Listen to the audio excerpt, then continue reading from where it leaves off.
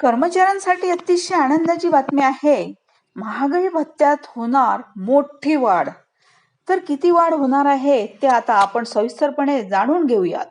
महाराष्ट्रातील शासकीय कर्मचाऱ्यांसाठी वर्षाची सुरुवात अत्यंत आनंददायी बातमी सोबत झाली आहे. आता राज्य शासनाने कर्मचाऱ्यांच्या महागाई भत्त्यामध्ये लक्षणीय वाढ जाहीर केली आहे.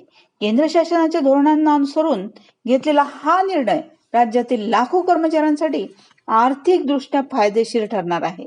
आता वाढत्या जीवन यात्रेच्या खर्चाच्या पार्श्वभूमीवर हा निर्णय कर्मचाऱ्यांना आर्थिक बळकटी प्रदान करणार आहे. आता भत्तावाढीचे मुख्य ठळक मुद्दे कोणते? तर राज्य शासनाने घेतलेल्या या महत्त्वपूर्ण निर्णयानुसार महागाई निर्देशांकातील वाढीचा विचार करीत कर्मचाऱ्यांच्या भत्त्यात दुरुस्ती करण्यात आली आहे. पूर्वीचा भत्ता दर 58% असताना नव्या आदेशानुसार यात 2 ते 3% वाढ करण्यात आलेली आहे. या निर्णयामुळे सुधारित भत्ता दर आता 60 ते 61% इतका झाला आहे. हा बदल कर्मचाऱ्यांच्या एकूण वेतनात ठोस फरक निर्माण करणारा आहे.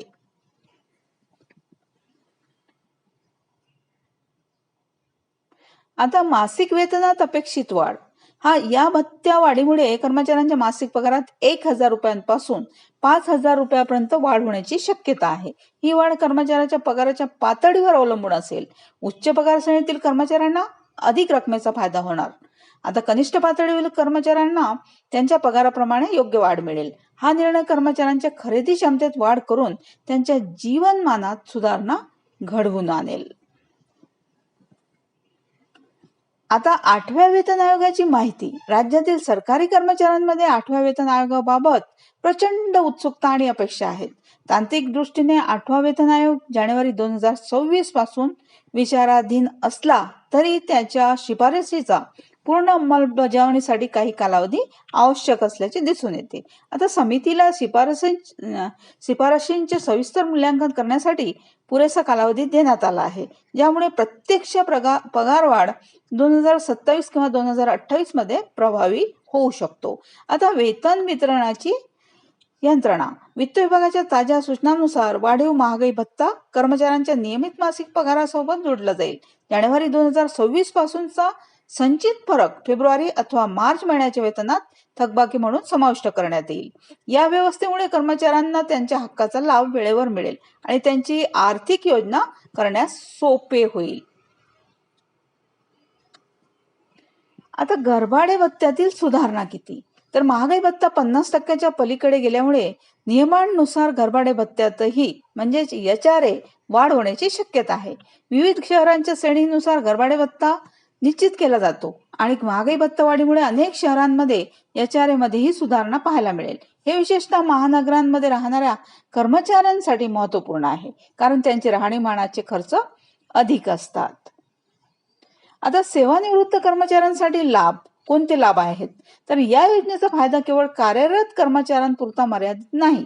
सेवानिवृत्त कर्मचाऱ्यांना त्यांच्या मूळ निवृत्ती वेतनावर सुधारित 60 ते 61% महागाई भत्ता लागू होईल. त्यामुळे निवृत्त कर्मचाऱ्यांच्या पेन्शनमध्येही उल्लेखनीय वाढ दिसून येईल. वयोवृद्ध सेवानिवृत्तांसाठी हा निर्णय विशेष महत्त्वाचा आहे, कारण त्यांना वाढत्या महागाईचा सामना करण्यासाठी आर्थिक आधार मिळेल. आता आर्थिक परिणाम आणि भविष्यकालीन अपेक्षा कोणत्या? तर या निर्णयामुळे राज्य शासनाच्या तिजोरीवर अतिरिक्त आर्थिक भार पडणार असला तरी कर्मचाऱ्यांचे कल्याण आणि त्यांचे जीवनमान उंचावणे हे शासनाचे प्राथमिक उद्दिष्ट आहे.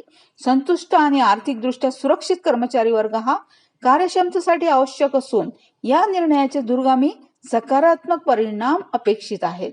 कर्मचाऱ्यांची खरेदी क्षमता वाढल्याने अर्थव्यवस्थेलाही चालना मिळेल.